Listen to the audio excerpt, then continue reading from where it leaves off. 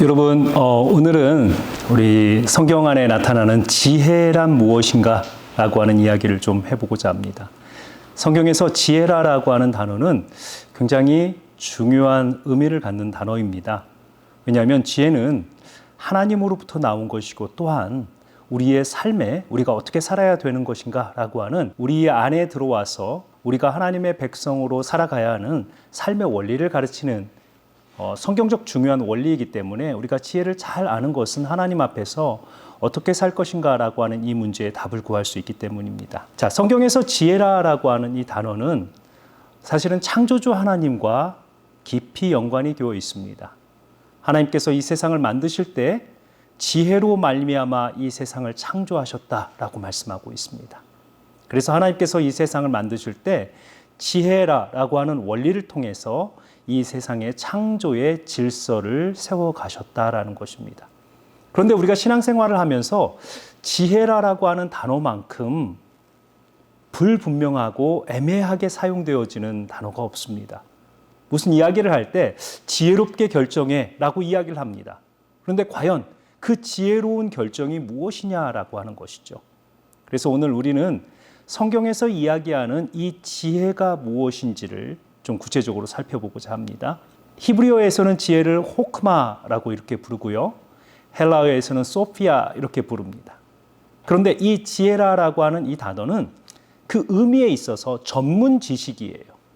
그러니까 이것이 경험을 통해서 얻었던지 아니면 학문적 연구를 통해서 얻었던지 혹은 또 하나의 측면은 하나님께서 주셨던지 어떠한 특정한 사람들이 얻는 전문적 지식을 우리가 호크마라고 이렇게 이야기를 합니다. 그래서 부살렐과 올리압 같은 사람들에게 하나님께서 지혜를 주사 장막과 그 제사장의 옷들과 필요한 모든 것들을 만들게 하셨다라고 하는 그 성경의 말씀에 따라서 하나님께서 주셔서 어떠한 일을 이루게 하시는 것이 지혜입니다.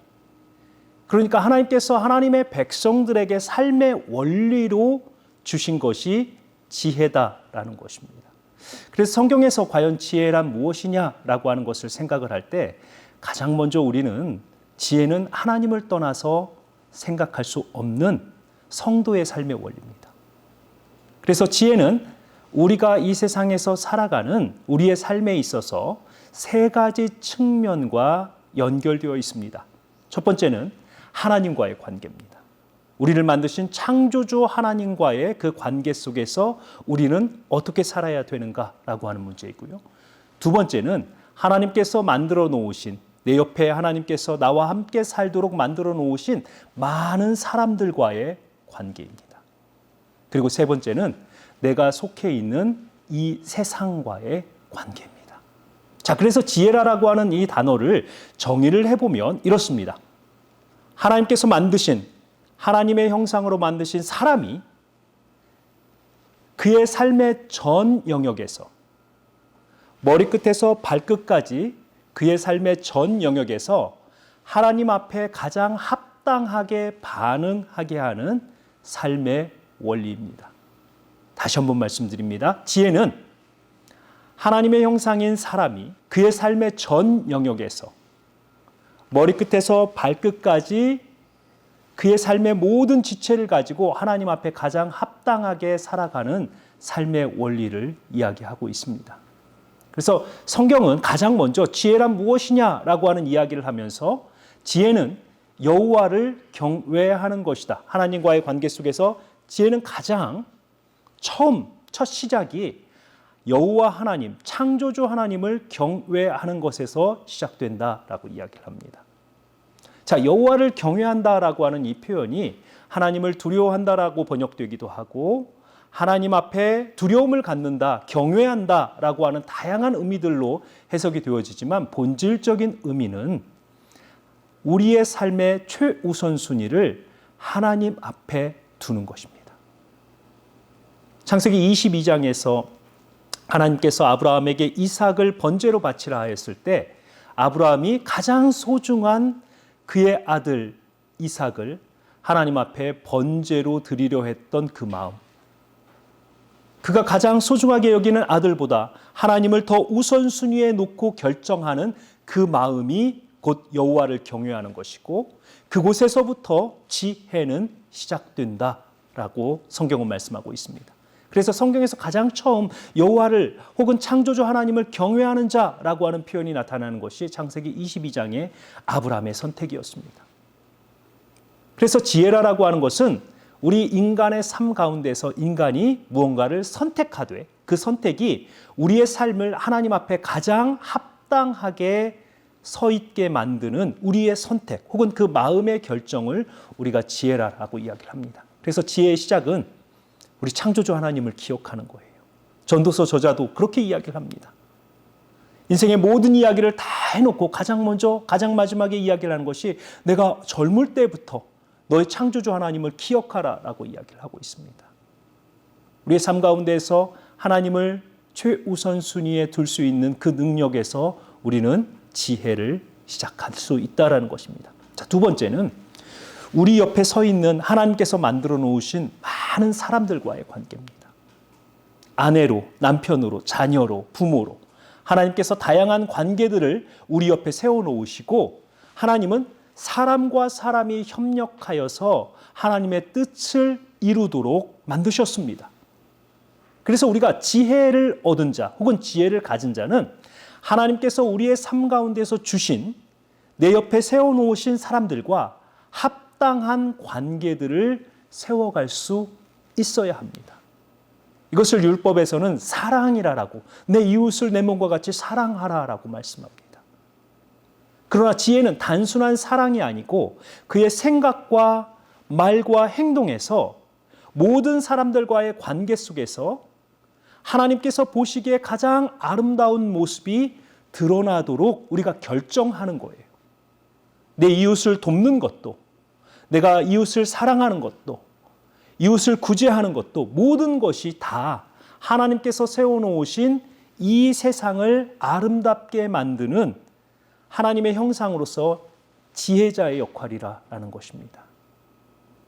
지혜의 마지막 그 역할은 하나님께서 만드신 이 세상 가운데에서 이 시대 이곳에 하나님께서 우리를 보내셨다라고 하는 사명감을 가지고 하나님께서 만드신 이 세상을 하나님께서 처음 세상을 만드셨을 때 보시기에 좋으셨더라라고 하는 그 모습대로 우리가 살아가면서 하나님께서 세우신 국가와 질서와 여러 가지 자연의 그 창조적인 원리들을 우리가 보존하고 지켜가면서 살아가는 삶의 원리가 지혜입니다. 자, 그래서 결국 지혜라는 것은 하나님과의 관계, 그 다음에 나를 둘러싸고 있는 사람들과의 관계, 내가 살고 있는 이 세상과의 관계 속에서 내가 생각하고 말하고 행동하는 것을 가지고 가장 합당한 선택을 하는 거예요. 세상의 지혜는 선택하고 집중하라라고 가르칩니다. 선택을 했을 때 집중을 하게 되면 어느 한 곳은 포기해야 되는 상황이 나타나는 거예요. 그러나 성경의 지혜는 하나님께서 가장 합당한, 하나님 앞에서 가장 합당한 말과 행동과 생각을 선택함으로 우리의 삶의 균형을 잡는 거예요. 이게 세상의 지혜와 성경의 지혜의 큰 차이점입니다. 세상은 좋은 결과를 만들어내기 위해서 어떤 것을 선택하고 또 집중하여서 좋은 결과를 이뤄내라 라고 가르칩니다.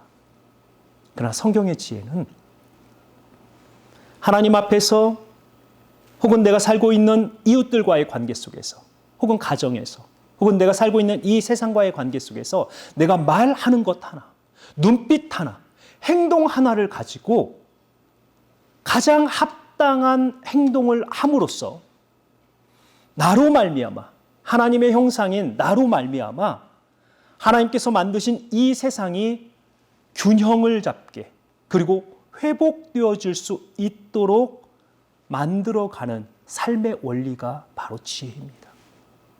그래서 예수님은 하나님의 지혜로 이 세상에 오셔서